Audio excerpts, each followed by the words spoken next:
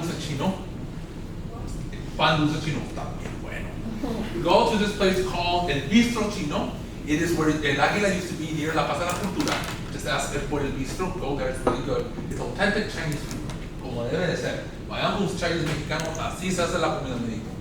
El pub está buenísimo. But anyway, Ramonji said that starting in 1925, Chinese used to have bakeries, panaderias. But because of this law, right, a lot of Chinese panaderias had to go bankrupt. So guess what they decided to sell? Chinese food. But the Chinese food they sell is Mexicanizado. Okay? By the way, do you know why Chinese restaurants, every time you go, there's leftovers? The business strategy that they do. So that you keep going and you think you're ripping them off? No. You're not. They're not. No, you're not. But here's the thing, they treat you like an emperor. I don't know if you've seen Chinese restaurants in the 80s and 70s were like palaces, el Palacio Chino, el gran emperador, and because they were treated you like a king, right? And so that's starting in 1925, we started these Chinese restaurants in Mexicali, right? Comercio Nacional de Comercio in Mexicali stated that the Hindus, yes, there were Hindus in Mexicali. I'm working on that information right now. As we speak, I'm looking for info. There's Hindus, but the Hindus are not here. They are, but they're not. You know why? Because they married Mexicanas, and so third generation or second generation it disappears because the son, who is the one who teaches the son or daughter's culture, religion? La madre. So therefore, many of them became Catholics. But you had Hindus, all right? You had Punjabis here in the Imperial Valley. You know about that? Yeah, we had the California History class, right? What's it called? What's it called, the article? Sands in... Just check for Sands Punjabi, Imperial Valley. There's a good article. A documentary by PBS from the 1990s. It's really good. I recommend you see it. Send it to me. We can include Yes, it. I'll send it to you. Yes, Yeah. it's really good documentary from the Punjabis. All right, from India. And then, so they're paying the tax. By 1921, the new Mexican government, revolutionary government, Revolucionario, and then Partido Revolucionario Mexicano, and La Democracia, doesn't want Chinese in Mexico. Because of fears that Chinese men are going to pollute the Mexican women. Oh my God. Here's an example of the fear that the Mexican government had over even mujeres. In reality, it was the hypocrisy of the Mexican government. See, in Mexico, from 1920 to 1930, in Sonora, Sinaloa, Chiapas, Chihuahua, Coahuila, if you're a Mexican woman, you fall in love with a Chinese man, your nationality as Mexicana is out. This is the information I had from Secretaría de Relaciones Exteriores. Why? Because once the husband is being deported to China, the woman, the wife, will be deported to China as well, because she has lost her Mexican citizenship. Go right into China, the wife would be not allowed to come into China because she's a Chinese citizen. So they're sent to Japan, and Japan is sending letters to Mexico, hey, what's going on? So we have a international problem, right? This is the state government, not the federal government. Here in the ejemplo de Sonora, it says, I'll read it in Spanish and translate it. Mujer mexicana, si la locura o la ignorancia te hace esposa o mancabe de un chino y este te quiere llevar a su patria antes de resolverte a seguirlo, apura una dosis de veneno o clávate un puñal. So basically it's saying, be careful. This Chinese man's going to use you. And if you're under his seduction, better you poison yourself or put up a knife and stick it in your heart. Yeah, okay, this is not good. This is from the Ejemplo Sonora, a really fascinating book that was being distributed in the state of Sonora, Sinaloa, and Coahuila, Chiapas, and all of these states. Why the Ejemplo Sonora? Let's use Sonora as an example to clean the Mexican race and protect it from the Jello peril. Basically, is what they're saying. I know. Good. Here, the wedding night, and then 5 years later, he abandons her. Why? Because in Chinese tradition, it was normal for a Chinese man to have two wives. You know, in the tradition, don't think it's bad. It's actually good because, here, let me explain. The first wife received a necklace. Wait. It's a business deal. The wife had, okay, guys, let me explain how the Chinese culture works. Who is in charge of the economy of the house? Not the man, the wives. Who is the one that raises the son? Not the husband, the wives. And the first wife must raise all of the sons, because my uncle was raised not by his Mexican mom, but by his Chinese mom. And Mama Singh, he says she was like my mother, my Chinese mother. See, my uncle had two mothers, Mother Mexicana and his mother Chinese. But the husband, if he buys a necklace for the first wife, he must buy a necklace for the second wife. If he gives a child to the first wife, he must give a child to the second wife. He must have the two wives happy and the families happy. See, this is the deal to make the family bigger and bigger. It is from ancient times, more ancient than the Bible, that China's culture is. In my World Ancient History class, we talk about how China is the only country that still maintains its culture alive. Their culture is more ancient than the Bible. Okay? And again, we cannot criticize the say, oh, there you have to. You don't understand their culture. You must sit down and read it and understand that in China, it is the woman who has to control the economy, and it was a business deal. Today, in communist China, that is not allowed anymore. So don't worry, okay? But that is the Chinese tradition, okay? Don't that attitude was the anti-Chinese campaign. That is the attitude they have. Gee, they have two wives. No, not every Chinese has two wives. You have to have the money. And you have to go talk to the family and say, not only is your daughter going to marry me, you're going to be part of my family and I'm going to help you. Okay? So not anyone can have two wives. Okay? Okay? No. You have to have the money. Now, there's a problem going on. In 1920, the anti-Chinese campaign is beginning to become really popular in the states of the north.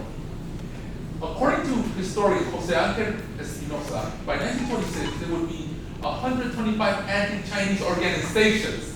That's a lot. Why? Hatred, guys. Hatred, and this idea of nationalism. All of them are allied to the Partido Revolucionario Mexicano, today known as el PRI. 2 million Mexicans registered to them. On February 1st, 1925, in Nogales, Sonora, the first anti-Chinese convention was organized. And guess what? Did they get along? No. Hatred needs hate, and haters don't like each other. And it was a no quedaron de acuerdo en nada. Thank God. In the example of Sonora, this is an example of how Chinese men would be seen. According to the Mexicanidad of the 1920s, post-revolutionary Mexicanidad says this: a mestizo who is 12 years old is like this. And Chinese, a product of a mixture between a Mexican woman and a Chinese man at 14 is like this, which is a complete lie. So what you start to see here is false propaganda in the newspapers and books saying that the Chinese are an inferior race. Even to this day, we have that idea, not taught by schools, thank God, but by society, where the Chinese are seen as inferior and Japanese are seen as inferior. There's no such thing as superior nor inferior race. Okay? And want to know a little story? My grandma, she's from Sinaloa, may she rest in peace, Ramona, Norita Ramona. She hated Chinese. Well, his favorite daughter married a Chinese Mexicano who happened to be my godfather, mi tío Ramon. And the reason why I know about this, because I was raised with Chinese Mexicanos all my life, mis primos, los Leo. My favorite cousins, my favorite uncle were Chinese Mexicans. Okay? My father always loved my tío Ramon, always loved them. And this is my family. I cannot hate my family, you know? I cannot hate my godfather. You know? This is his story. These are stories that he told me. By 1920, the anti-Chinese and Japanese campaign, see, now they're aiming with Japanese, right? Because they're so stupid that they're competing with Japanese with Chinese as well.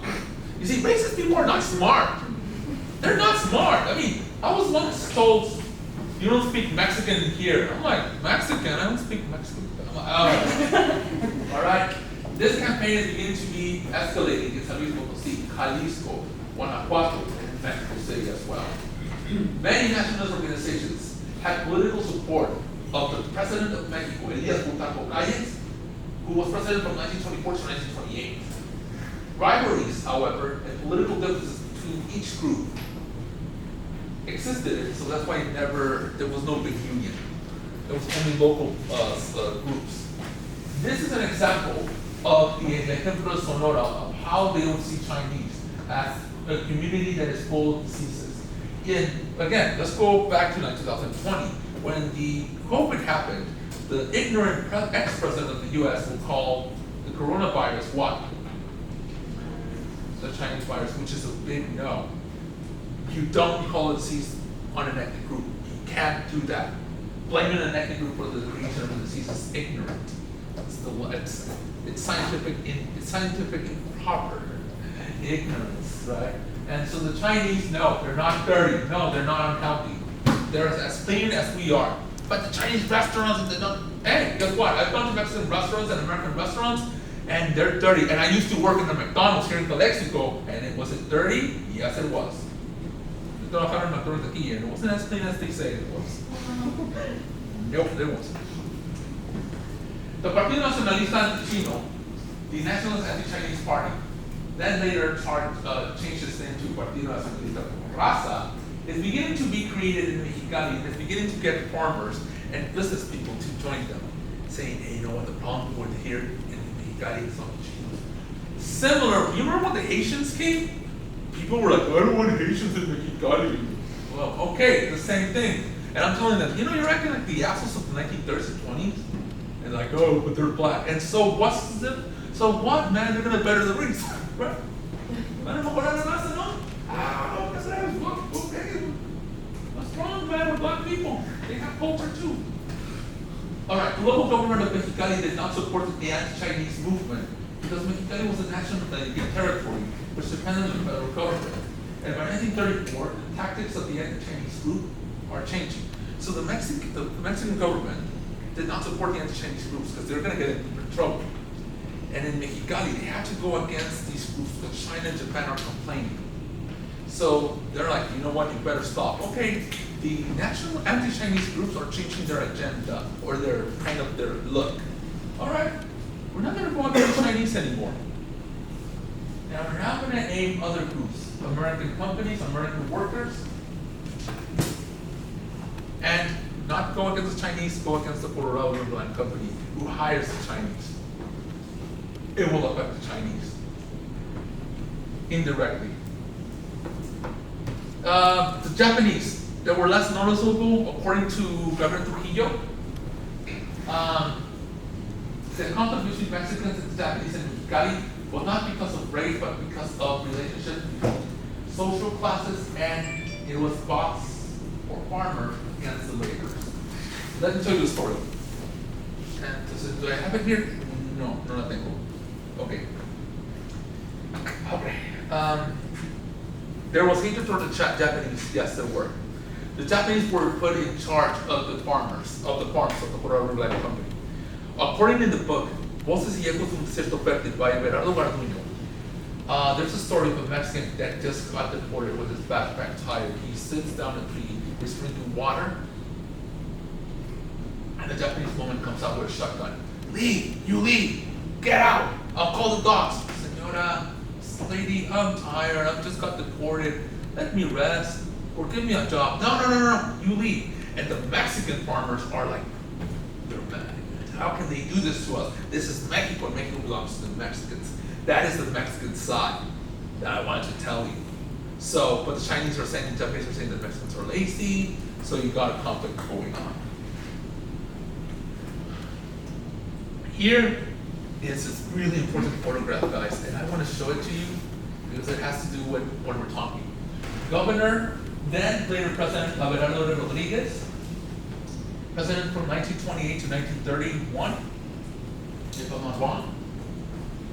Translator and friend of the Colorado Riverland Company, Daniel Sanchez, and the president, Alvaro Obregón, who was killed by a priest. Daniel Sanchez works for the Colorado. The governor and the president of Mexico. You do the math. What are they doing together smiling? We'll give you more land and more resources. Tell that to Henry Chandler from the LA Times. When Alvarado Rodriguez became president, the Puerto Rico Land Company said, remember you owe us a favor? Of course, yes, sir. Again, just a quick review here. By 1935, 1930s, late 30s, the Puerto Rico Land Company had 85% of the land control of Mexicali resources. All right, just want to say that, all right?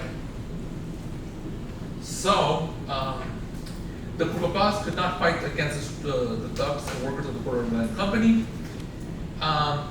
And so what's going on here is that the Mexicans are beginning to go against the Puerto Rico, right? And this is something important. Okay, we're gonna almost conclude. 1930, the Great Depression is over. The U.S. is reconstructing. It has a new deal. And there's this nationalist movement going on in Mexico that Mexico belongs to the Mexicans, right? But the agrarian movement will grab that idea and says, let's reclaim the land of Mexico in the territory of Baja California. In 1934, Lázaro Cárdenas wins the election. He is full nationalist. How many of you heard of Cárdenas? You know who's Cárdenas, the nationalist president? In Mexicali, have you seen the Monumento Lázaro Cárdenas?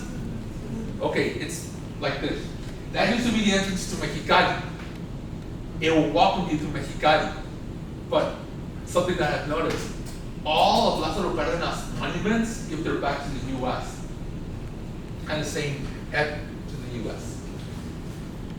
The Pucapas are still struggling. They're not part of Cárdenas' nationalist agenda, but let's read this. Cárdenas feared in 1930s that the Puerto Rico Company had too much power, and therefore it could overtake the Biden Mexicali.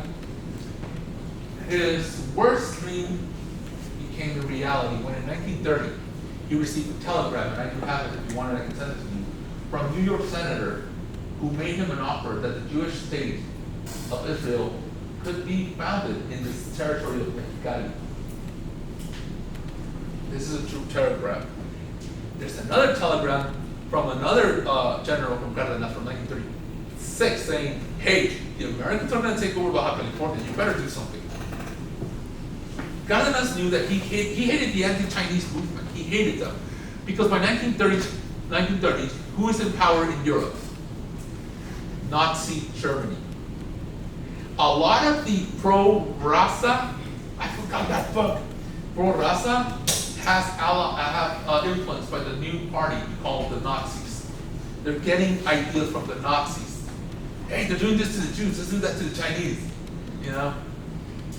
A lot of them are helping them create political parties. One of them is Partido Acción Nacional, better known as and PAN. Okay? Cárdenas hates Nazis so much that in 1936 Spain goes to war. Franco en la República Española. Mexico supports la República Española because Franco has the support of the Nazis. Okay? He hates so much the Nazis that he will start to eradicate these nationalist agendas movements. All right? In 1936, Cárdenas is beginning to go against these groups, but he notices that the group at Mexicali is focusing against the Puerto Rico Land Company, so he joins. He kind of sends hidden telegrams saying, you want to reclaim the land? Look, just don't attack the Chinese. But if you do, just do it under the table. I don't want to know. There's telegrams to do that. That's it, sorry. The Puerto Rico Land Company has too much power in Mexicali. However, he did not support any of the Chinese movement in Mexico. Okay? So, what's going on? Aquí va la chispa.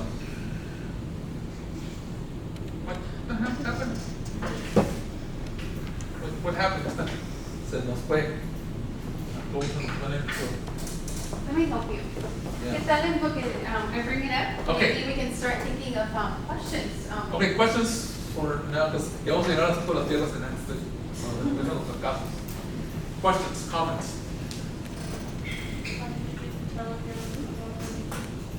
how did they, okay. Oh, I went to Archivo General de la Nación, AJN, that is in, actually, I have it right here. And it's,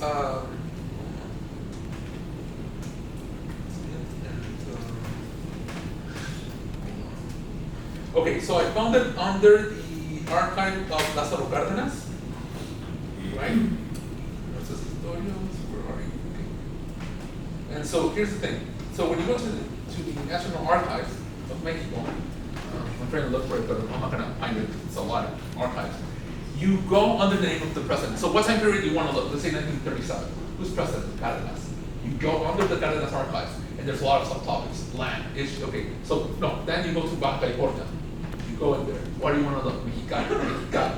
And so I started to look telegrams that, because there was a rumor that I have heard that Baja California wanted to be taken by the U.S. And so Territorio de Baja California, tierras, disputas por tierras. There it was. And yeah, and it's there. If you want to continue the telegram, but it's a long telegram that says to Cárdenas, hey, we want to buy Mexicali to create the state of Israel. And not only is he receiving that telegram, he's receiving more telegrams from Americans saying, hey, we want to buy Baja California. And Cárdenas is like, you know what, this is what we hear. Thank you, Doctora. All right, did that answer your question? All right, so what Cárdenas did is that in 1937, okay, so in 36, the agrarian farmers are having meetings, but they're getting in trouble with the Colorado. Because the government of Mexicali, of Baja California, is friends of the Colorado. They're getting in trouble with the local government, not the federal government. And they're sending telegrams to Cárdenas, and Cárdenas is saying, I'll let you know when to take the land. I'll let you know when to take the land. The Asalto a las Tierras happened on January 27, 1937. Why that day? Because in spring, the harvest is ready. You understand? So do it the last weeks of winter so that the harvest will be ready by March. And you take the land and get the money for the harvest. Okay? So when a week before, Cárdenas sends them a letter, not him, his secretary, he's not stupid.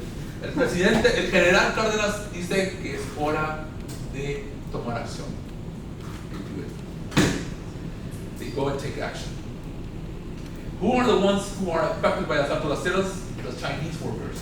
Because, Mexico for the Mexicanos, well, we're Mexicanos. We're second generation Mexicanos. No, you're not part of this agrarian reform. You're not part of Mexicanidad. And here's where it's important to analyze el Asalto a las Tierras. You see, the nationalist agrarian movement of the Valle Mexicali shared the same political ideas of anti-Chinese groups. México para los mexicanos. And the Chinese were not part of that ideology. As a consequence of such campaigns, the Chinese and Japanese will lose their farms during el Asalto a las Tierras. This, when I presented the Casa de la Cultura, many Mexican historians got mad. Oh no, they were not racist. Well then, why are there no Chinese or Japanese Mexicans in the Asalto a las Tierras? I'm just saying. La Federación de Comunidades Agrarias, la FCA, and their goal was to take over land that was owned by foreigners. And the Chinese Mexicans were foreigners. By this time, Chinese had married Mexicana in Mexicali. See, in Mexicali, they could marry Mexican women because it's federal territory. And so now you couldn't. So that's why many Chinese moved to Mexicali by 1930, because they're like, look, if I get deported, my wife will get deported, so Mexicali. And so that's why you have a large number of Chinese and Japanese moving to Mexicali by 1930. On January 27, 1937, the Asalto a las Tierras took place. And again, this will affect Japanese and Chinese farmers that work the land owned by the Colorado company. Cárdenas, of course, supported this. And there's the problem. The Asalto a las Tierras was Mexican agrarian farmers saying, Article 27 of the Constitution of 1917 states that Mexican resources belong to the Mexican people. But here's the thing: the agrarian the agrarian group said, what type of Mexicanos? Mestizos.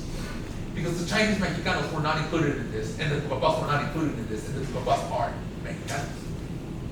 See, therefore I criticize the asalto a las tierras. Okay, you're saying that Article 27 of the Constitution of 1970 says that land, water belongs to the Mexican people. All right, then give it to the Mexican people. Give it to the Chinese Mexicans. Give it to the Native Americans. Give it to the Japanese Mexicans. No, they're not part of the Mexican agenda. The hipocresía is there. All right. Gabriel Trujillo, Mexican historian, says that Lázaro Cárdenas imposed a nationalist revolutionary ideology on what that had occasionally had some xenophobia against any influence that wasn't 100% Mexican, which contributed to create a friction between the numbers of Japanese communities and the Mexican residents. Many Chinese and Japanese farmers lost their lands in the Asalto a las Tierras, which they rented from the Corral Land Company. They lost investment. See, they rented the land, but they had to buy the seeds, they had to buy the tractors, they had to buy the supplies. They don't tell you that. So when the Asalto a las Tierras came, they lost all their investment. All of it. So therefore, this ideology of the participants of the Asalto a las Tierras was that the land belonged to the Mexican people and not foreigners. But some of them were not foreigners. Some of them had lived in Mexico. Some of them were Mexican citizens. Some of them had Mexican children. And in the law it says if you're a foreigner and marry a Mexican woman, you are now a Mexican. Yeah. After the Asalto a las Tierras, it is estimated that 118,819 acres of land were divided between 43,089 families in the way Mexicali, but not Chinese and Japanese. Oh, don't worry, they went to El Nuevo Japón and La Chinesca, and that's why they're there. And to Puerto Rico. Okay? So, they will create businesses. The creation of two ejidos, Cucapá Indígena and Cucapá Mestizo, will be given to the Cucapas. However, not all Cucapas accepted the land, saying we're not working in small farms. The Ejido Cucapá had administrative problems since its creation. For example, in 1941, there would be various unconformities, which the way the Ejido was being run or organized. The Cucapas did not have control of the money, nor assets to the Banco Nacional de Crédito y Equidad. See, the Mexican government said, no, you natives don't know how to control the money. We'll control the money. And so a lot of money is being stolen. And so they'll go to Banco Nacional de Crédito y Equidad and pay my money, and they'll only give them 30%. By the way, you know where this bank was located? No? La Casona. This used to be, where La Casona is, este es el Banco Nacional de Crédito y Equidad. That's why you have a big parking lot. It's where the trucks would be. And you have a basement. It's where they keep the wheat, the trigo. Yeah, Mexicali, a beautiful building that had history. You just made it into a strip bar. Wow, what a great. Jesus Christ. I'm like, it had a history. I'm like, ay, Mexicali. ¿Por qué? Anyway. Anyway, by 1940, okay, so this creates a problem.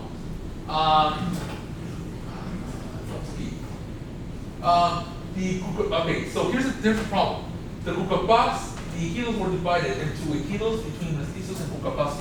So the mestizos had their own ejido, and the Cucapas had their own ejido. This was not a good idea because we have families separated. And yeah, this is not good. It gets worse.